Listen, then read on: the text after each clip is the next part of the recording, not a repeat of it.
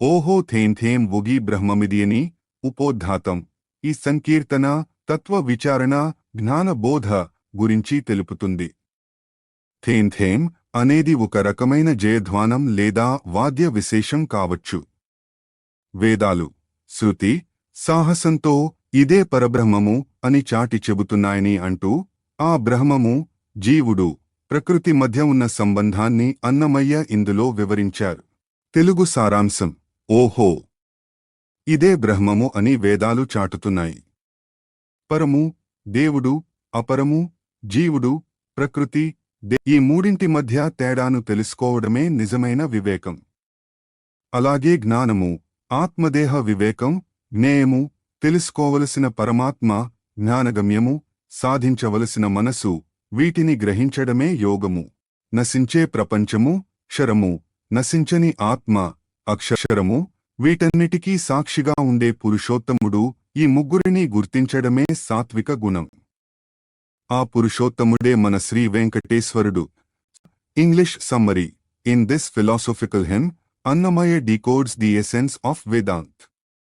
He echoes the Vedas, which proclaim the nature of Brahman with courage. He breaks down spiritual knowledge into three categories: Param, God; Aparam, soul Jiva; and Prakriti, nature body.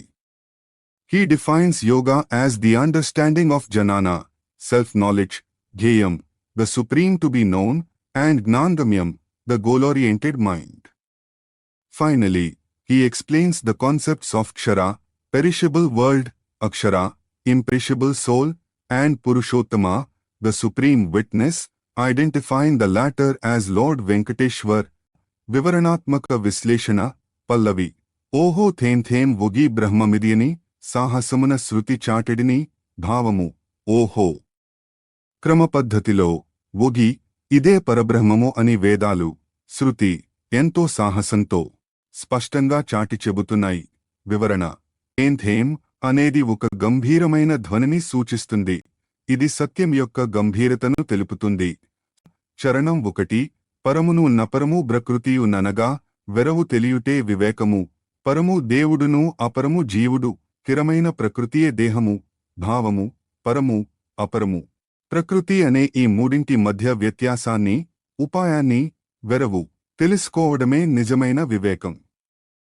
ఇందులో పరము అంటే దేవుడు, అపరము అంటే జీవుడు, ప్రకృతి అంటే మనకు కనిపిస్తున్న ఈ శరీరము. వివరణ. దైవం, ఆత్మ, దేహం, ఈ మూడింటినీ వేరువేరుగా గుర్తించినప్పుడే జ్ఞానం సిద్ధిస్తుంది.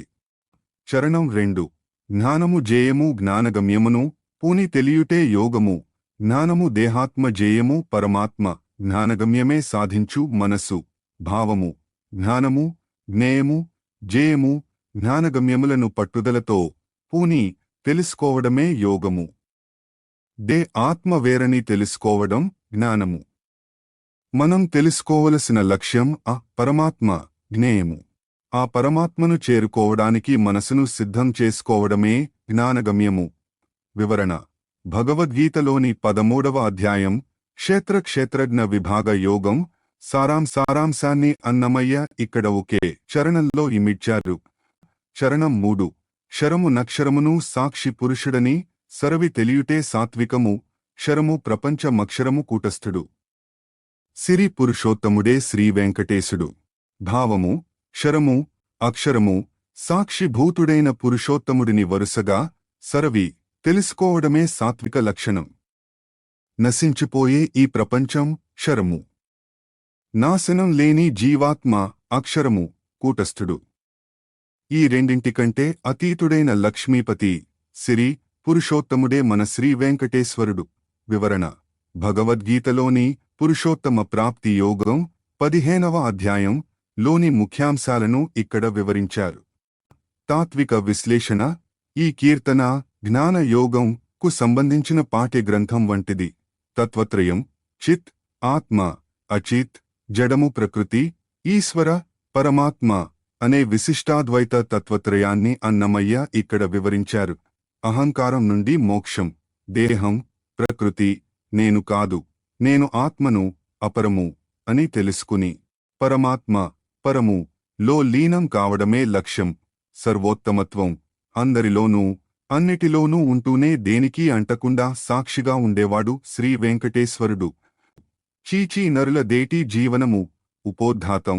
ఈ సంకీర్తన వైరాగ్య చింతన, దైవైక శరణాగతి గురించి తెలుపుతుంది.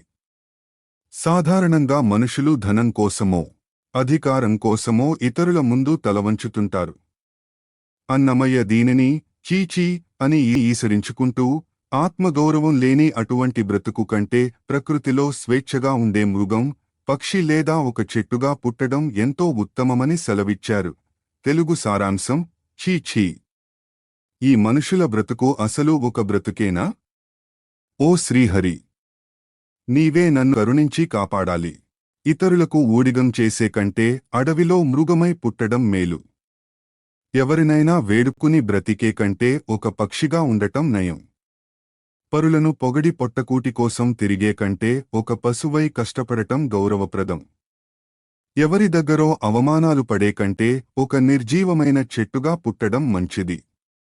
ఎన్నో పుణ్యాలు చేసి భూమిని ఏలవచ్చు కాని నీ దాసుడు కావడం మాత్రం నీ చిత్తం, కృప ఉంటేనే సాధ్యం. ఈ కర్మ బంధాల నుండి నీవే నన్ను గట్టెక్కించాలి. English summary. In this powerful song, Annamaya expresses his deep disdain for the act of serving or praising mortals for worldly gains. He exclaims Chi, Chi, an expression of disgust at human life that lacks self-respect and divine focus. He argues that being a wild animal in the forest, a free bird, a hard-working beast of burden, or even a lifeless tree is far better than begging or flattering other humans. He concludes that while one can become a king through past merits, becoming a true servant of Lord Venkateshwar is possible only through divine grace, which alone can cut the bonds of karma. వివరణాత్మక విశ్లేషణ.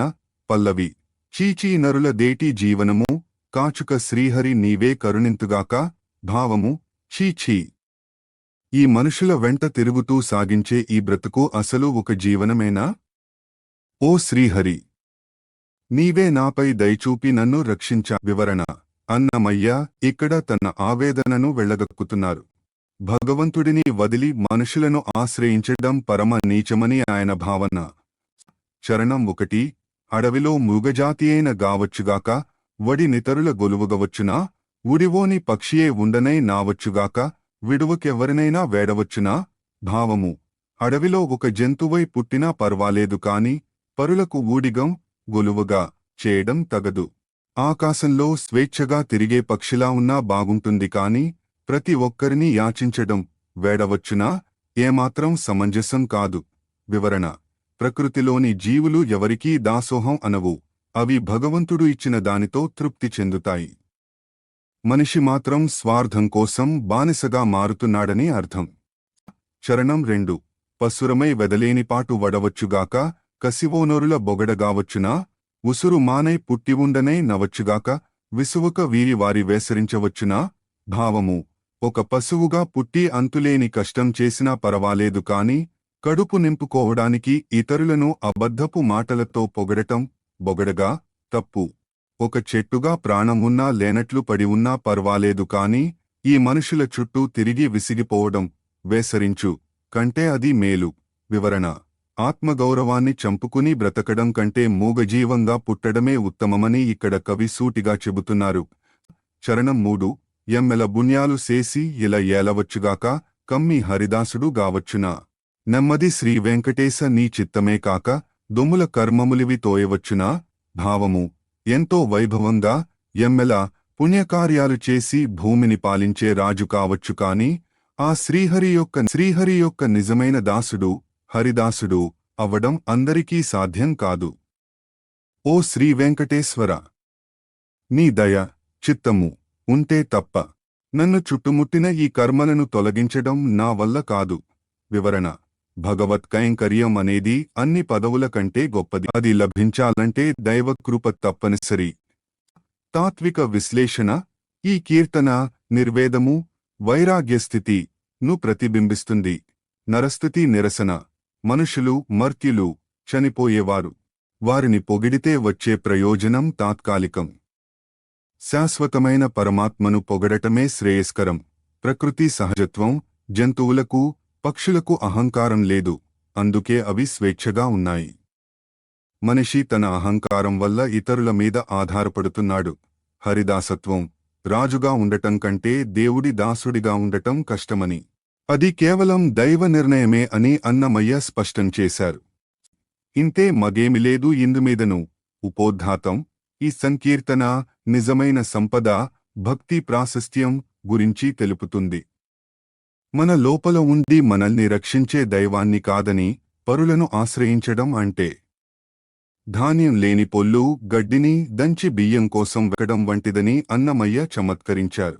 భగవంతుడికి అర్పించని భోగాలన్నీ చెరకు పిప్పిని నమలడం వంటివేనని ఇక్కడ స్పష్టం చేశారు. తెలుగు సారాంశం: ఈ లోకంలో అసలైన సత్యమింతే, దీనికి మించి ఏమీ లేదు. దేవుడిని వదిలి చేసే పనులన్నీ కర్మలనే ధూళిని, దుమ్ము, పోగు చేసుకోవడం వంటివే. హృదయంలో ఉండి మనల్ని కాపాడే హరిని వద్దనుకోవడం అంటే మనల్ని మనం వద్దనుకోవడమే. ఆయనను వదిలి ఇతరులను వేడుకోవడం గింజలు లేని పొల్లు గడ్డిని దంచి రాసులు పోయడం లాంటిది. మనం పొందే పుణ్యఫలాలు ఏవైనా సరే ఆ దేవుడికి అర్పించకపోతే అవి వ్యర్థం. దేవుడికి నివేదించని భోగాలు చెరకు పిప్పిని చవిచూడటం లాంటివి. కాని శ్రీ వెంకటేశ్వరుడిని నమ్మితే చాలు, సకల సంపదలు లభించినట్లే. ఆ స్వామి నామస్మరణ చేయడమే అమృతాన్ని పొందినట్లు. English summary. In this composition, Annamaya clarifies that there is no truth beyond surrendering to the divine. He compares worldly activities without devotion to winnowing dust. He argues that rejecting Lord Hari, who dwells within and protects us, is akin to rejecting oneself. Asking mortals for favors is compared to threshing empty husks, pola katu, expecting grain. Enjoying pleasures without offering them to God is like chewing tasteless sugarcane pulp, pp. Ultimately, he declares that accepting Lord Shwar is equivalent to attaining all riches, and chanting his name is like tasting eternal nectar, amrita. వివరణాత్మక విశ్లేషణ. పల్లవి. ఇంతే, మగేమిలేదు ఇందుమీదను, దొంతుల కర్మాలు దుమ్ము దూరు పెట్టుట. భావము: ఈ లోకంలో తెలుసుకోవలసిన పరమ సత్యమింతే, దీనికి మించి ఇంకేమీ లేదు. భగవంతుడిని స్మరించకుండా చేసే కర్మలన్నీ గాలికి ధూళిని, దుమ్ము, ఎగురబోయడం, దూరు పెట్టుట వంటి వృధా పనులే.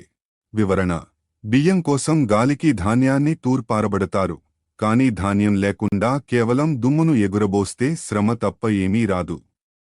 భక్తి లేని కర్మలు కూడా అటువంటివే. చరణం 1.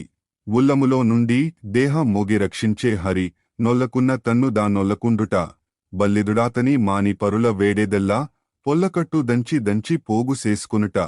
భావము: మన మనస్సులో ఉల్లము ఉండి ఈ దేహాన్ని క్రమపద్ధతిలో రక్షించే శ్రీహరిని వద్దనుకోవడం, నొల్లకుండుట అంటే మనల్ని మనం అసహ్యించుకోవడమే. ఆ శక్తివంతుడైన దేవుడిని వదిలి సామాన్య మనుషులను యాచించడం. గింజలు లేని పొల్లుగడ్డిని, పొల్లకట్టు, దంచి రాసులు పోయడం వంటి వ్యర్థమైన పని. వివరణ: ఆత్మరూపం. దేవుడిని నిరాకరిస్తే ఆత్మను నిరాకరించినట్లే. చరణం 2. ఎయ్యడా పుణ్యఫలము లేమిగలిగిన హరి, కియకున్న నది దైవమియకుండుట, చేయర నాతని కొప్పు సేయని భోగములెల్లా, చెయ్యన జరకు బిప్పి చవిగొనుట. భావము: మనకు ఏ రూపంలో పుణ్యఫలాలు లభించినా వాటిని భగవంతుడికి అర్పించకపోతే ఆ ఫలితం మనకు అందకుండా దేవుడు చేసినట్లే. ఆయనకు నివేదించకుండా అనుభవించే భోగాలన్నీ రసం లేని చెరకు పిప్పిని, జరకు పిప్పి, రుచి చూడటం వంటివే. వివరణ: యజ్ఞశిష్టాసినః సంతో అని గీతలో చెప్పినట్లు భగవంతుడికి అర్పించిన తర్వాతే దేనినైనా స్వీకరించాలి. అసలైన రుచి, ఫలితం దక్కుతాయి. చరణం 3. శ్రీకాంతుడై నట్టి శ్రీ వెంకటేశ్వరుని జేకొంటే సిరులెల్లా జేకొనుట, మేకుల శ్రీహరి నామమే నోరనుడుగట, కైకొన్న యమృతపు గందు వగుట. భావము: లక్ష్మీపతి శ్రీకాంతుడు అయిన శ్రీవెంకటేశ్వరుడిని మనసులో నిలుపుకుంటే లోకంలోని సకల సంపదలను సిరులు పొందినట్లే. ఆ గొప్పవాడైన శ్రీహరి నామాన్ని నిరంతరం ఉచ్చరించడం అంటే సాక్షాత్తు అమృతాన్ని స్వీకరించడమే. వివరణ: దేవుడు దొరికితే అన్నీ దొరికినట్లే. నామస్మరణ వల్ల లభించే ఆనందం అమృతం కంటే గొప్పది. తాత్విక విశ్లేషణ: ఈ కీర్తన సారంసార వివేచన గురించి చెబుతుంది. సారము: భగవంతుడు, ఆయన నామము, ఆయనకు చేసే కైంకర్యం. అసారము: భక్తి లేని కర్మలు, నరస్థితి, దేవుడిని విస్మరించి పొందే సుఖాలు. ముగింపు: భగవంతుడే సర్వస్వం అని గుర్తించడమే జ్ఞానం. ఇతర ధర్మములందు నిందుగలదా? ఉపోద్ఘాతం: ఈ సంకీర్తన నిర్గుణ భక్తి ప్రపత్తి మార్గం గురించి తెలుపుతుంది. ఇతర ధర్మాలలో లేని పరమ సుఖం ఒక్క వైష్ణవ మతంలోనే, భక్తి మార్గంలోనే ఉందని అన్నమయ్య ఇందులో నొక్కి చెప్పారు. విదురుడు, జటాయువు, శబరి వంటి వారి ఉదాహరణలు ఇస్తూ దేవుడు కులాన్ని, ఆచారాన్ని చూడడని, కేవలం భక్తిని మాత్రమే చూస్తాడని స్పష్టం చేశారు. తెలుగు సారాంశం: ఓ స్వామి, ఇతర ధర్మాలలో లేని పరమపద సుఖం నీ భక్తి మార్గంలోనే లభిస్తుంది. ధర్మరాజు తనకంటే తక్కువ కులజుడైన దాసీపుత్రుడు విదురుడికి అంత్యక్రియలు, పరలోక విధి చేశాడంటే అది విదురుడు నీ దాసుడు కావడం వల్లనే కదా.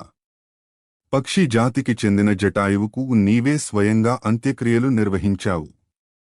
అది జటాయువు నీకు చేసిన కైంకర్యం వల్ల కలిగిన ఫలితం కాదా? ఇక శబరి ఎంగిలి చేసిన పండ్లు నీకు నైవేద్యమయ్యాయి. శాస్త్రాల్లో ఎన్ని నిషేధాలున్నా నీ భక్తురాలు కావడం వల్ల ఆమె ప్రసాదమే నీకు ప్రీతికరమైంది. ఇవన్నీ నీ దయ వల్లనే సాధ్యమయ్యాయి Shri Venkateswara.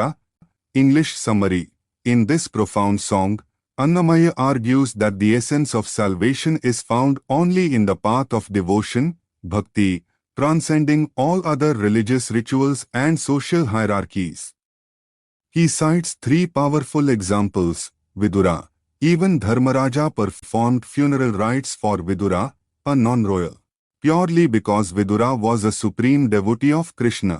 Jatayu: Lord Rama himself performed the last rites for the bird Jatayu, a grace rarely granted to humans, because of Jatayu's selfless service. Shabri: despite social taboos and ritual prohibitions, Lord Rama accepted the tasted fruits, leavings, of Shabri as the highest offering. Annamaya concludes that Lord Venkateshwar values devotion above lineage or ritual purity. వివరణాత్మక విశ్లేషణ. పల్లవి: ఇతర ధర్మములందు నిందుగలదా? మతి దలప పరము నీ మతముననే కలిగే భావము. ఇతర ధర్మాలలో ఎక్కడా లేని ఈ పరమ సుఖం నీవు బోధించిన భక్తి మార్గంలో, మతమున మాత్రమే లభిస్తుంది. నా బుద్ధికి తెలిసిదే. వివరణ: బాహ్య ఆచారాల కంటే అంతర్గత భక్తికి ప్రాధాన్యతనిచ్చే మార్గమే శ్రేష్టమైనదని భావం. చరణం 1. విదురునకు పరలోక విధి చేసెనట తొల్లి, అదే ధర్మసుతుడు వర్ణాశ్రమంబులు విడిచి కదిసి నీ దాసుడైన కతముననే కాదే ఈ ఎదురనే తుదిపదం బిహముననే కలిగే భావము. పూర్వం ధర్మరాజు వర్ణాశ్రమాచారాలను పక్కన పెట్టి దాసీపుత్రుడైన విదురుడికి అంత్యక్రియలు నిర్వహించాడు. అది విదురుడు నీకు గొప్ప దాసుడు కావడం వల్లనే కదా. నీ సేవ వల్ల విదురుడు బ్రతికి ఉండగానే ఇహముననే మోక్షాన్ని, తుదిపదం పొందాడు. వివరణ: సాధారణంగా తక్కువ కులస్థులకు రాజులు అంత్యక్రియలు చేయరు. కాని భక్తికుల వివక్షను చెరిపివేస్తుందని ఇక్కడ అన్నమయ్య నిరూపించారు. చరణం 2. అంటరాని గద్ద కులమంటి జటాయువుకు నీ వంటి పరలోక కృత్యములు చేసితివి మును, వెంట నీ కైంకర్య విధి కలిమినే కాదే, వంటి నీ హస్తమున నోగ్యమై నిలిచే భావము. అంటరాని పక్షి జాతికి చెందిన జటాయువుకు నీవే స్వయంగా కొడుకుగా మారి పరలోక క్రియలు, దహన సంస్కారాలు చేశావు. అది జటాయువు నీకోసం చేసిన కైంకర్యం, సీతను కాపాడటం వల్లనే కదా. ఆ పక్షి నీ చేతుల మీదుగా మోక్షాన్ని పొందింది. వివరణ: జటాయువు కేవలం ఒక పక్షి. కాని దాని భక్తికి మెచ్చి సాక్షాత్తూ శ్రీరామచంద్రుడే తండ్రికి చేసినట్లుగా అంత్యక్రియలు చేశాడు. చరణం 3. 20 శబరి రుచులివియే నైవేద్యమై పరగెనట శేషమును బహు నిషేధములనక ధరదదీయ ప్రసాదపు విశేషమే కాదే సిరుల శ్రీవెంకటేశ చెల్లుబడులాయ భావము నియమ నిబంధనలు నిషేధములు పక్కన పెట్టి శబరి ఎంగిలి చేసిన పండ్లను నీవు నైవేద్యంగా స్వీకరించావు. ఆమె ఇచ్చిన శేషము ప్రసాదం లోకంలో ఎంతో గొప్పదైంది. ఓ శ్రీవెంకటేశ్వర! భక్తులు ఇచ్చే ఏ వస్తువైనా నీకు ప్రసాదమే అవుతుంది. వివరణ: పత్రం పుష్పం ఫలం తోయం అన్నట్లుగా భగవంతుడు అర్పించే వస్తువు నాణ్యతను కాదు, హృదయాన్ని చూస్తాడని దీని అర్థం. తాత్విక విశ్లేషణ: ఈ కీర్తన భాగవత ధర్మం యొక్క గొప్పదనాన్ని చాటుతుంది. కులరహిత భక్తి: భగవంతుడి ముందు అందరూ సమానులేనని, భక్తుడికి కులంతో పని లేదని అన్నమయ్య స్పష్టంగా చెప్పారు. కైంకర్యం: దేవుడికి చేసే సేవ, కైంకర్యం వల్ల జీవుడు జన్మను సార్థకం చేసుకుంటాడు. ప్రసాద మహిమ: భక్తులు భక్తితో ఇచ్చేది ఏదైనా అది దైవానికి అత్యంత ప్రీతికరమైనది. దేవదేవుడెక్కే నదే దివ్యరథము ఉపోద్ఘాతం: ఈ సంకీర్తన వైభవ వర్ణన విభాగంలోనిది. తిరుమల బ్రహ్మోత్సవాలలో లేదా రథోత్సవ సమయంలో స్వామివారిని చూసి పరవశించిన అన్నమయ్య ఆ స్వామి గత అవతారాలలో ఎక్కిన వివిధ రథాలను స్మరించుకున్నారు. రాముడిగా దేవేంద్రుడి రథం, కృష్ణుడిగా గరుడ రథం, విష్ణు రథం, చివరకు వెంకటేశ్వరుడిగా కళ్యాణ రథం ఎక్కిన తీరును ఇందులో అద్భుతంగా వర్ణించారు. తెలుగు సారాంశం: అదిగో దేవదేవుడు దివ్యమైన రథాన్ని అధిరోహించాడు. అది మా వంటి భక్తుల కోరికలను, మనోరథాలను నెరవేర్చే రథం. లోకంలోని పిల్లల కోసం వానర సైన్యం లేదా భక్తులు సముద్రాన్ని చీల్చుతూ బంగారు రథాన్ని తోలాడు. రావణుడిపై కోపంతో దేవేంద్రుడు పంపిన రథం ఎక్కి యుద్ధం చేశాడు. సీతమ్మతో కలిసి అయోధ్యకు పుష్పక విమానం, రథం మీద తిరిగి వచ్చాడు. నరకాసురుడిని వధించడానికి గరుడ రెక్కల విష్ణురథం, గరుడ వాహనం ఎక్కి ఆకాశంలో తిరిగాడు. రుక్మిణిని తెచ్చుకుని శత్రువులను గెలిచి కళ్యాణరథం ఎక్కాడు. ఇప్పుడు అలమేలుమంగతో కలిసి వెంకటాద్రిపై ఘనమైన రథంలో ఊరేగుతున్నాడు. English summary: Behold, the Lord of gods has ascended his divine chariot. For devotees like us, this is the fulfillment of our heart's desires, Manorthmu. Annamaya recounts the various chariots the Lord used across incarnations. The golden chariot the oceans, the chariot of Indra used to defeat Ravana, the Pushpaka Vimana used to return to Ayodhya with Sita, the winged chariot of Vishnu, Garuda, used to slay Narkasura, and the wedding chariot, Kalyan Ratham, after winning Rukmini. Finally, the Lord of Venkatadri now traverses in a magnificent chariot with goddess Alamelumanga for eternity. వివరణాత్మక విశ్లేషణ పల్లవి: దేవదేవుడెక్కే నదే దివ్యరథము, మా వంటి వారికెల్ల మనోరథము. భావము: దేవతలకు దేవుడైన ఆ స్వామి అదిగో దివ్యమైన రథం ఎక్కాడు. అది మాలాంటి భక్తులకు కేవలం రథం మాత్రమే కాదు, మా మనసులోని కోరికలను తీర్చే రథం, మనోరథం. వివరణ: స్వామి రథాన్ని చూడటం వల్ల భక్తుల కష్టాలు తీరి కోరికలు నెరవేరుతాయని నమ్మకం. చరణం 1: జగతి బాలులకై జలధులు వేరజేసి పగటున దోలె నదెపైడి రథము, మిగులగ గోపగించి మెరయు రావణ మీద తెగియెక్కి తోలే నదే దేవేంద్ర రథము. భావము: లోకంలోని తన భక్తుల కోసం సముద్రాలను దాటుతూ బంగారు రథాన్ని నడిపాడు. రావణుడిపై యుద్ధం చేసే సమయంలో దేవేంద్రుడు పంపిన దివ్య రథాన్ని అధిరోహించి విజయం సాధించాడు. వివరణ: రామాయణ యుద్ధంలో రాముడికి రథం లేనప్పుడు ఇంద్రుడు తన రథాన్ని, సారథి మాతలిని పంపుతాడు. ఆ ఘట్టాన్ని అన్నమయ్య ఇక్కడ గుర్తుచేశారు. చరణం 2: దిక్కులు సాధించి సీతాదేవితో నయోధ్యకు పక్కన మరలిచే పుష్పక రథము, నిక్కి నరకాసురుపై నింగి మోవనెక్కి తోలే వెక్కసపు రెక్కలతో విష్ణు రథము. భావము: రావణుడిని సంహరించి సీతమ్మతో కలిసి విజయవంతంగా అయోధ్యకు పుష్పక విమానంలో, రథంలో తిరిగి వచ్చాడు. నరకాసురుడిని చంపడానికి ఆకాశమంతా నిండిపోయేలా గరుత్మంతుని రెక్కల రథం, గరుడ వాహనం పై ప్రయాణించాడు. వివరణ: శ్రీకృష్ణుడు సత్యభామతో కలిసి గరుడ వాహనంపై వెళ్లి నరకాసురుడిని వధించిన కథ ఇక్కడ సూచించబడింది. చరణం 3: బలిమి రుక్మిణి దెచ్చి పరుల గెలిచి ఎక్కే అల ఏగుబెండ్లి కళ్యాణ రథము ఎలమి శ్రీవేంకటాద్రి నలమేలుమంగ గూడి కల కాలమును నేగే ఘనమైన రథము భావము రుక్మిణిని తెచ్చుకుని శిశుపాలాది శత్రువులను గెలిచి పెళ్లి రథం కళ్యాణ రథం ఎక్కాడు. ఇప్పుడు ఎంతో సంతోషంగా వెంకటాద్రిపై అలమేలు మంగమ్మతో కలిసి నిరంతరం ఘనమైన రథం మీద ఊరేగుతున్నాడు.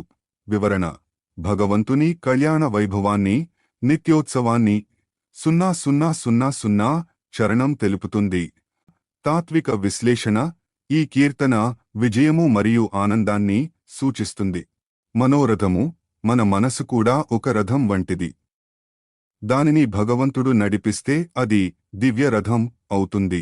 అవతార సమాప్తి: రాముడు, కృష్ణుడు వంటి అవతారాలన్నీ వెంకటేశ్వరుడిలోనే ఉన్నాయని 400వ కీర్తనలో అన్నమయ్య ముక్తాయింపు ఇచ్చారు. నిత్యోత్సవం: తిరుమలలో ప్రతిరోజూ పండుగే, ప్రతిరోజూ రథోత్సవమే.